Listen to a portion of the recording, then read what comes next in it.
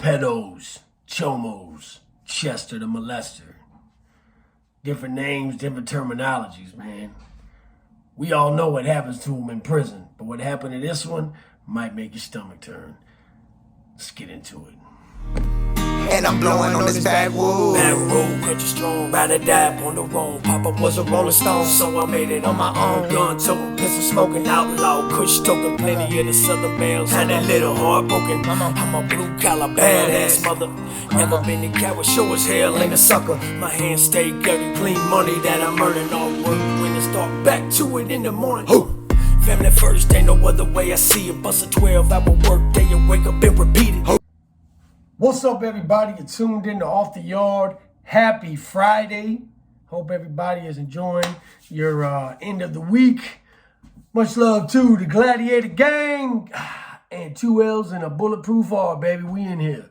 And what we're talking about today is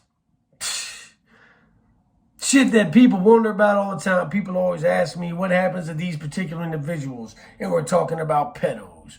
We're talking about chomos. We're talking about the scum of the earth. The bottom of the barrel of humanity. That's what we're talking about today. I've been in situations in pods where the families of victims have sent money into certain inmates, individuals to put hands on, touch, or in some cases even worse, these individuals. This is such a story. I was at a facility where, unfortunately, there was quite a few of these individuals housed. And we would treat them real bad, you know, and we would do things to them that were sometimes unnecessary, sometimes for our own amusement, entertainment, but a lot of times just because the thought of their presence and existence would make us sick. And I'm sitting here doing a 8-10 year prison sentence for a bar fight, and this dude fiddled with a little kid and got 2 years in a program. Do you see why we get angry? You should be angry too. Society should be angry too. The reason the recidivism rate is so high for these sick individuals is because nothing happens to them. And then when they go to prison, the administration protects them. They call it a sickness. They call it a disease. Well, I tell you what happens when you got a sick or diseased animal? You take him out back and you shoot it, right? Just saying. This particular individual, man, it was in a way comical what happened to him after he did what he did to this child. He was from Northern Virginia. I want to say it's from like Woodbridge, Alexandria, that some area up there. And his name was Paul. And Paul was one of them sick individuals that like to mess with little boys. Preteen, teenager. I guess he had found himself a young man or a young child, about 12, 13 years old, that he started messing with. Slowly at first, I'm sure, you know, testing the waters until finally they went all the way together. That's disgusting. Really wish I hadn't even said that. But I digress. Well, the kid flipped the script on Paul and started extorting him. Said to him, "You're either gonna pay me, buy me the shit that I want, or I'm gonna tell my parents what you did to me." I'm sure Paul was putting a lot of overtime at the old job at that point. This went on for a while. Paul bought him gaming systems, phones, headgear, whatever the kid wanted, new shoes, until Paul ran out of money. The bank was closed. That means the cell door was open. Paul was immediately arrested and incarcerated, taken to trial, found guilty, and given 14 years. Respect. But they sent Paul to this level 2 camp. where those types of individuals are protected. That's unfortunate, because on the higher levels we can get at them. The COs let us get at them, but those lower levels, they have programs for them. And they have this thing where they, at the end of their sentence, which I'm gonna do another video on, they can be civilly committed, is the term, which means that they can do their time, but if they feel like there's a continuous threat to society, they'll commit them to the state and make them go do a program at another facility after their release date. They should do that to all of them after they castrate them, period. That's just my opinion. Well, Paul was in a unit with me. I immediately started extorting Paul for different various items of commissary. I would just walk by and slap him, push him to the ground, whatever I felt like doing if I was in a bad mood that day. But he did pay me about $50 a week. A month, about $50 a month. Which doesn't seem like a lot, but in prison it is a lot if you don't have a lot of money coming in. Well, I got shipped off there and I went to Greensville. In Greensville, we've all heard the horror stories of Greensville, correct? Indeed, we have. Well, something happened with Paul.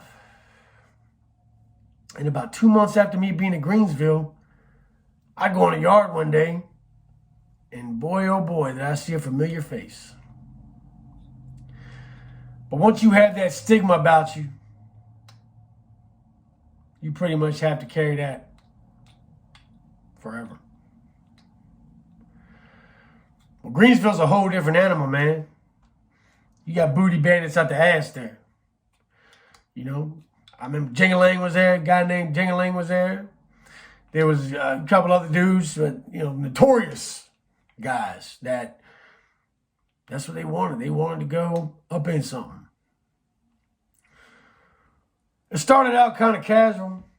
There's a group of dudes that, as soon as they found out what Paul was in there for, started messing with him pretty heavily. Paul was an older guy, probably in his mid to late 40s, not really in shape, kind of fat and chubby, which that's what they like.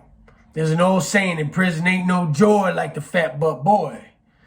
Well, Paul fit that description, I reckon, because they were at Paul's top. Relentless.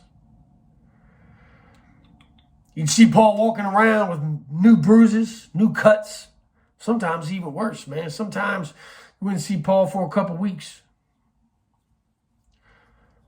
But I'll never forget the day that I actually saw what I saw happen to Paul. And a part of me almost wanted to feel bad for him, just because I'm a human being and I have empathy. But nah, I don't feel sorry for Paul. In Greensville, you have different ways that you can go out to the rec yard. But one of the scariest ways was this back hallway, down these steps, and out this back door. It's all blind in there. COs would have to stand in there. There was a camera, but they couldn't see everything. Well, we had all come in from rec one day, but I was the wait guy. I was the rec guy at the time, so my job was to, after everybody had gone into rec, from rec, I would have to stay out there and clean up the weight pile. Put away dumbbells or plates or bars or whatever else. Just clean up the area, which there wasn't much at Greensville, so it was one of the easier jobs. And I always got dibs first on any weight that I wanted. So I loved that job. And it paid 45 cents an hour. Balling. So, clean up the weight pile, right? I shut the gate, the CO locks it. I come up, he goes around the front, he lets me up the back. I'm by myself. As I come in, though, I smell what smells like shit. I mean, like defecation shit. I kind of mosey up the stairs and I hear muffled sounds. And I kind of look over to the top as I walk up, because the stairs come in, they go up like this. And there was one of the most horrific scenes I've seen in prison. But also one of the sincerest forms of retribution that I'd ever seen. There's 3 men, 2 holding Paul, 1 behind him. And they was hanging meat in that son of a bitch like he owed them money. Paul was trying to scream, but each time he tried to make a noise, they'd hit him again. Whack! Whack! Just hitting him in the mouth. Hitting him in the mouth. Hitting him in the mouth. Chunks of teeth and bone falling to the ground. A puddle of his own blood. And shit smeared all up his back.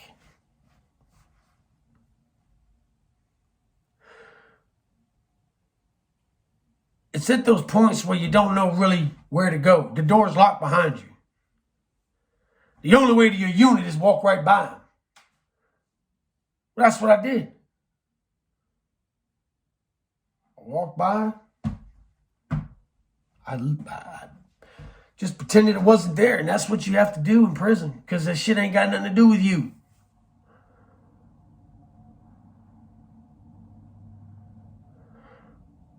When they found Paul,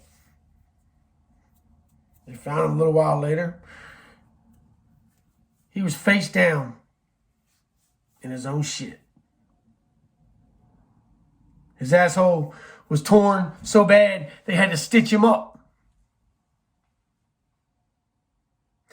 He sat in the infirmary, I'd say a week or so, while stitches settled. Pain probably eased a little bit, and he could just kind of get away from the situation. But let me tell you how certain administrative individuals will cheat these sex offenders and these child molesters. Paul should have been put in PC, technically. They let Paul right back out on the yard. And he had to walk around in this weird-looking diaper thing that covered his ass.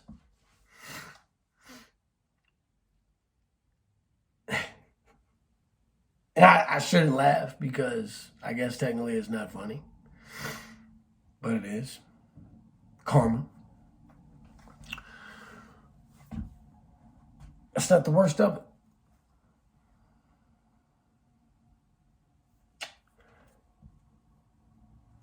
The time was summertime. We have leagues during the summer. You have basketball, you got soccer leagues, but you have softball as well. Softball is the biggest thing, that and basketball. And we had just come back. My team had played. We had played a game. And as I come back, as I'm walking back, and once again, I'm the rec guy, so I'm putting away the rec stuff. There's softballs, the gloves, the bats. I'm supposed to count them. I don't give a shit. You know what I mean? I'm just throwing stuff in the box.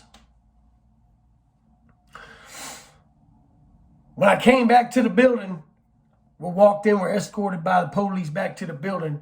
We're just talking, shooting bobo, kicking it, whatever. And as we open the gate door, Paul comes crashing through, boom, through the building door. Boom, just comes crashing through. Once again, head, traumatized, worse than he had been before. All his mouth was kicked out. The whole shit was broke. His teeth were gone. He was laying there with his pants around his ankles.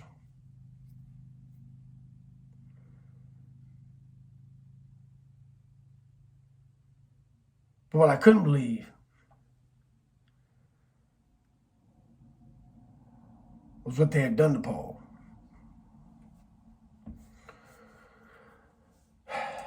They had taken him in, they had followed him in there from the yard. He had tried to go in early to try to beat the rush. They had grabbed him, choked him up, beat him from inches of his life, pulled his pants down, and stuck one of them softball bats about 18 inches up his ass. And there it sat. When he fell through the door, it was still inserted in him. This is what happens to pedophiles.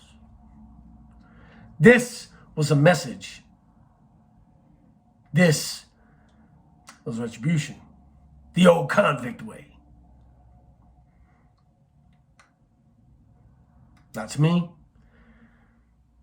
it's just plain nasty. But to me, it was a reality as well, man.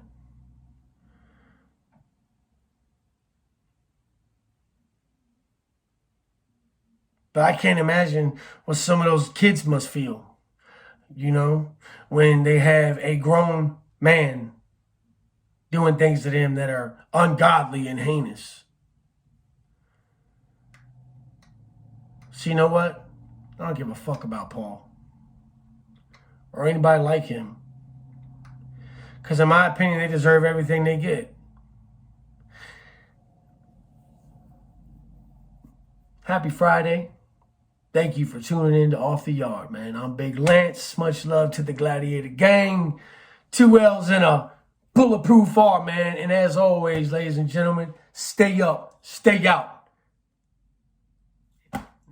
You beautiful motherfuckers. Stay sucker free, man.